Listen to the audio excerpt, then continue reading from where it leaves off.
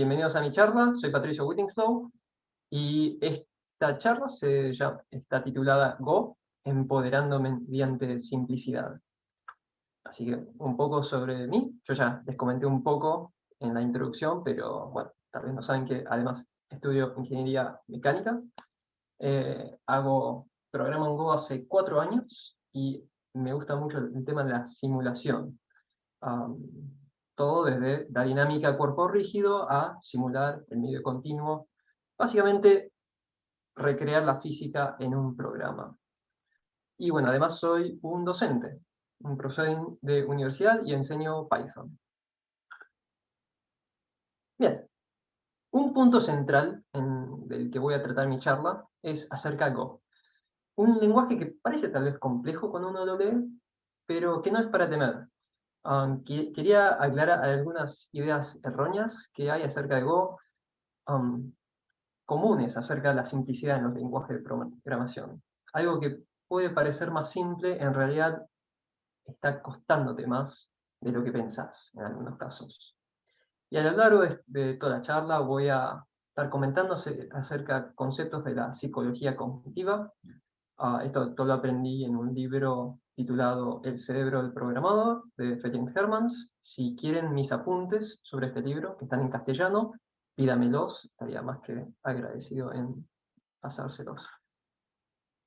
Bien, vamos a empezar viendo tres programas que hacen lo mismo, te devuelven el enésimo número de la secuencia de Fibonacci.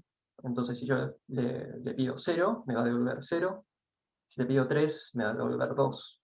Ahí abajo tienen la secuencia de Fibonacci para los interesados. Bueno, el primer programa que vamos a ver, y vamos a estar revisando programas, no hace falta que entiendan todo el programa, ni todas las estructuras de control que vamos a ver, pero creo que es importante, si les voy a estar contando sobre cómo se escribe un lenguaje de programación, mostrar un par de programas. Así que esta primera función es una función que implementa Fibonacci de forma recursiva. Este suele ser el primer resultado que uno encuentra cuando busca Fibonacci en Google, y algunos dicen que es una implementación hermosa, porque no hay mucho que esté pasando, solamente 2 llamados más a Fibonacci. Ahora, si le pregunto a un principiante que me explique qué es lo que está sucediendo aquí, tal vez intentaría razonar acerca de los llamados a Fibonacci y se le encontraría una dificultad en tal vez razonar acerca de qué está pasando en el subllamado número 5 de Fibonacci. Porque cada vez que se llama Fibonacci se llama 2 veces más, con 2 números distintos, y entonces entonces, si vos llamas a Fibonacci con 5, tal vez tengas 10 llamados, o no hice la cuenta exacta, pero el número aumenta exponencialmente. Y entonces, ¿por qué es difícil razonar sobre este ejemplo? Y es porque tenemos espacio limitado para razonar en nuestra memoria. Los psicólogos cognitivos expertos dicen que tenemos de 4 a 6 lugares en lo que vamos a ver que es nuestra memoria de trabajo. El segundo ejemplo es el más corto, y a pesar de ser corto, a un principiante tal vez le cueste leerlo. La primera hay 2 variables, cual se llaman phi y tmp. Su significado tal vez no es aparente a un lector, tal vez no, el phi es justo la razón de oro, pero eso no es condición necesaria para programar. Y es muy probable que estas variables no tengan ningún significado profundo para un lector principiante. Entonces, tal vez el lector encuentre la fórmula de la cual proviene esto, pero no es algo que, digamos, sea expresivo, que de verdad conlleve significado profundo para un lector principiante. La última implementación que veremos es una que tiene 2 declaraciones, de variables a y b. A es 0, b es 1, y estos 2 números son los primeros números de la secuencia Fibonacci. Después tenemos un for, que adentro se hace unas igualaciones de a y b, que resultan ser la definición formal de la secuencia Fibonacci. Entonces, esta solución, que es la más larga de todas, ha definido la solución en términos directos, o sea, en términos del enunciado. O sea, hemos expresado lo que es la secuencia Fibonacci en términos de código. Entonces, a pesar de ser el programa con más líneas, más variables, resulta tal vez familiar y podemos razonar acerca del problema linealmente, porque no hay funciones que ramifican a más funciones y el significado de las variables está directamente relacionado con la secuencia de Fibonacci. Y lo que quiero que se lleven de acá, más que nada, que algo que aparenta ser simple puede resultar ser confuso cuando falta información para interpretarlo. Bueno, ahora vamos a ver un poco de Python, y ya me van a decir, para, ¿y Go? Bueno, me parece importante, antes de ver la simplicidad en Go, estudiar su hermano Python, aclamado por ser un lenguaje simple y fácil de aprender. Python es enseñado en muchísimas universidades en todo el mundo. Um, se lee como si fuera un lenguaje natural. Y un lenguaje natural son los que los humanos usamos para comunicarnos. El castellano, que estoy hablando ahora, es un lenguaje natural. Y Python eh, se parece al inglés. Eh, y bueno, ya que estamos hablando de Python, veamos de usar Python para lo que se usa, para resolver un problema de programación. Vamos a partir de una base de código existente y vamos a resolver este problema que tiene que ver con la lotería, los números de lotería, participantes. El que saca el número ganador se lleva la plata. Y no es importante que entiendan lo que está pasando en el programa, solamente presten atención a los pasos que tomo para la resolución del problema. Ok, acá tenemos el enunciado.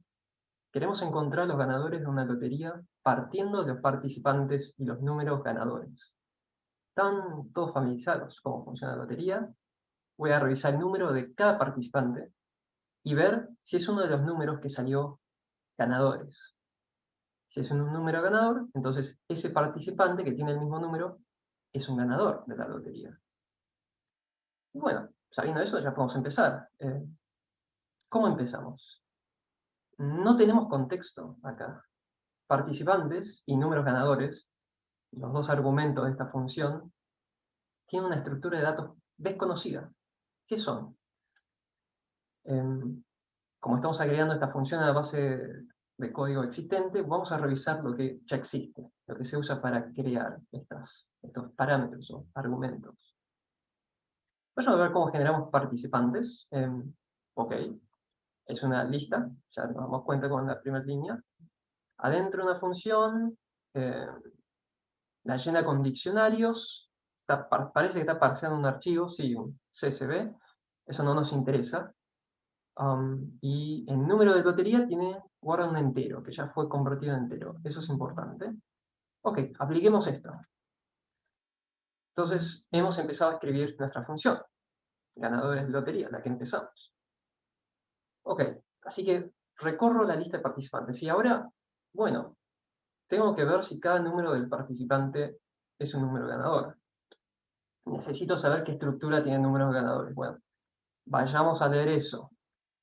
Viajo donde genero los números ganadores, otra función, también lee de un archivo CSV, otra vez no nos importa eso, no nos importa la gran mayoría de líneas acá, nos importa la anteúltima línea solamente. Ok, se guarda los números de lotería en nuestro premio. Se guarda el premio en la clave, que es el número de lotería de este diccionario, que es los ganadores. Así que, perfecto, tenemos todo. Volvamos a seguir nuestra función. Ya casi estamos. Necesitamos ahora guardar los datos a ganadores. ¿Qué necesitamos guardar? Los nombres, teléfonos. ¿Eran con mayúsculas o minúsculas los campos que tenemos que acceder ahora en participantes? Parece que es con mayúsculas, pero voy a intentar volver a cómo se generan participantes. Y, bueno, y además voy a tener que ver el enunciado para recordar qué era lo que tenía que devolver. Ok, perfecto. También tengo que devolver el premio ganado, además del nombre y el teléfono. Bueno, con esto atacamos y terminamos el problema. Listo. Qué lindo que qué lindo que se ve un programa de Python, pero les pregunto, ¿a qué costo llegamos a esta solución?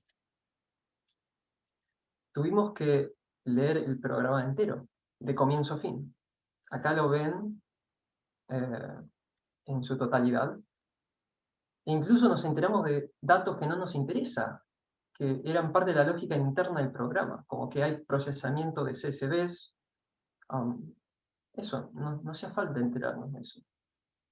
Algunas partes del programa las leímos más de una vez, y eso porque tuvimos que definir nuestras estructuras de datos adentro de la función. Y este problemita que estoy mencionando acá de definir nuestras estructuras de datos adentro de la función puede parecer inocuo, pero es un problema serio al momento de programar. Por lo menos esto nos dicen los psicólogos cognitivos. Y ya que estamos, ¿qué es esto que tanto hablo, la psicología cognitiva? Veámoslo un poco. Ya seguro me quieren matar. Pensaron que esta charla se trataba de Go, pero les prometo que ya casi llegamos. Ya casi llegamos a esa parte. Bueno, memoria. Empecemos con la memoria. Va a ser lo único que vamos a hablar, porque la memoria es algo central en la psicología cognitiva. Tenemos la memoria a largo plazo, que si yo les pregunto quién fue Barack Obama, tal vez me sepan responder que fue un presidente. Tenemos la memoria de corto plazo. Cuando te dicen un número de teléfono, guardas los dígitos en la memoria de corto plazo. Seguramente no te acordás de la última vez que te dictaron un número. Por eso es corto plazo. Y después tenemos la memoria de trabajo, que suele estar relacionada con la memoria de... perdón, dije memoria de trabajo, ¿no? Suele estar asociada con la memoria de corto plazo, con la distinción que es usada durante la resolución de un problema de razonamiento. Los estudios dicen que tenemos de 4 a 6 lugares vacantes para llenar con la memoria de trabajo, y esto puede parecer poco, pero hay formas en que uno puede aprovechar estos lugares mejor que si no tenés tantos conocimientos sobre un dominio específico. Y digamos que es importante la memoria de trabajo.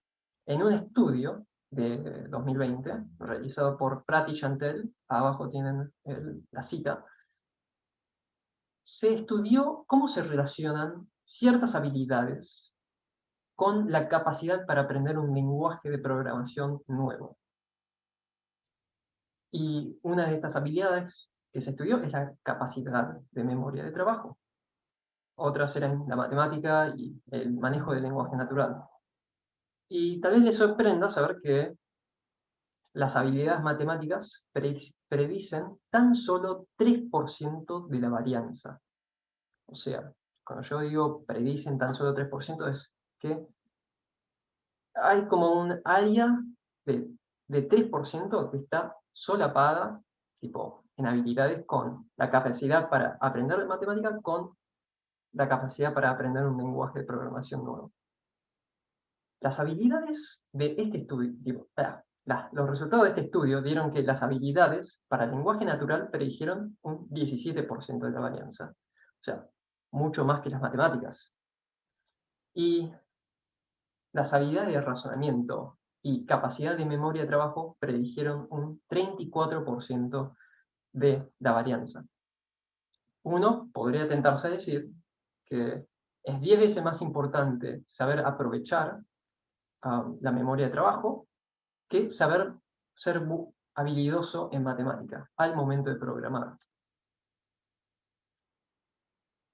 Un poco de cómo funciona este concepto de la memoria de trabajo. Dije que tenemos de 4 a 6 vacantes en nuestra memoria, los cuales somos libres para llenarlos, como quisiéramos.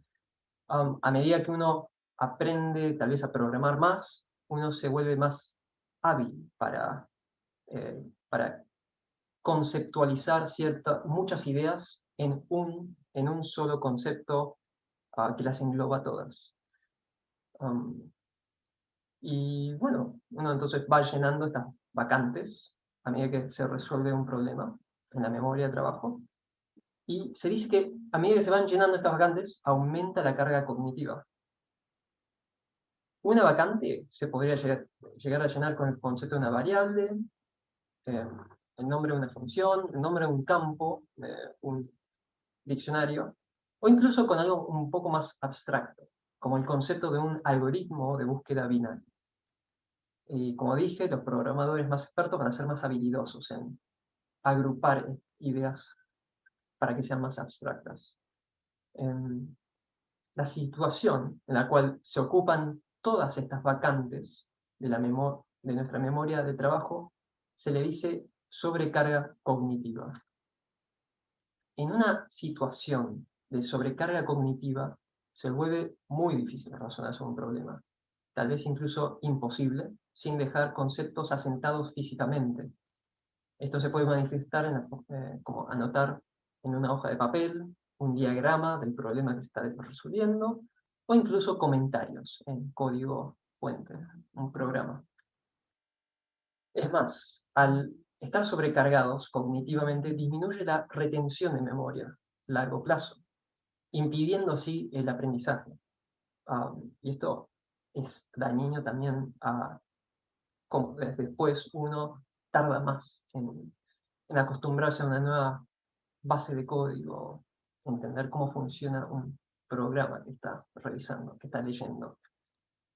Y a todo esto, los creadores de los lenguajes de programación están al tanto de estos conceptos. Un tal lenguaje es Go. Eh, los creadores de Go plantearon este lenguaje en base a su frustración con la sobrecarga cognitiva que causaba C++.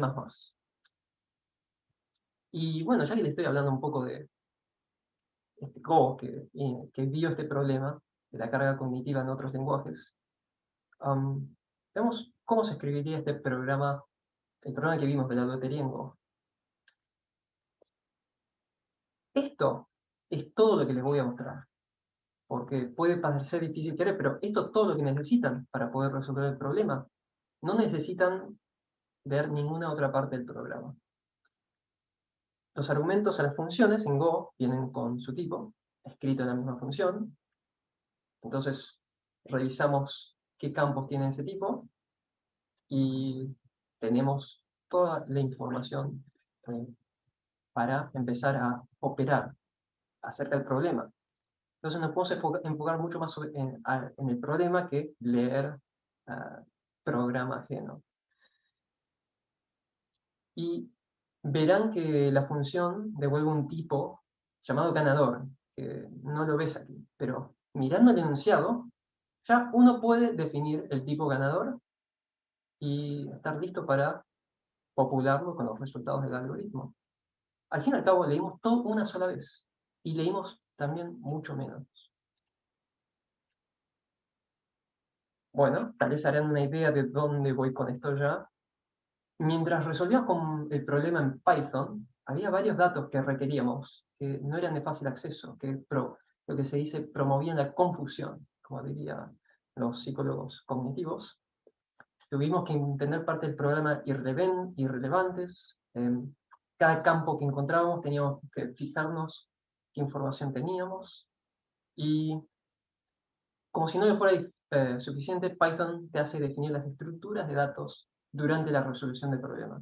Un momento donde es muy probable que la carga cognitiva esté en su máximo. Por último, último slide, si miramos las definiciones de la función que escribimos en Python y en Go, juntos veremos que son bastante parecidas.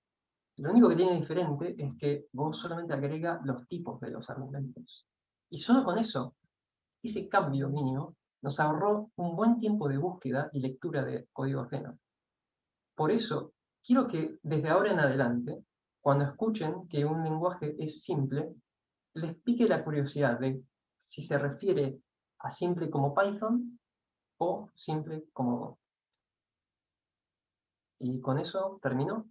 Muchas gracias. Y acá tienen información sobre cómo contactarme.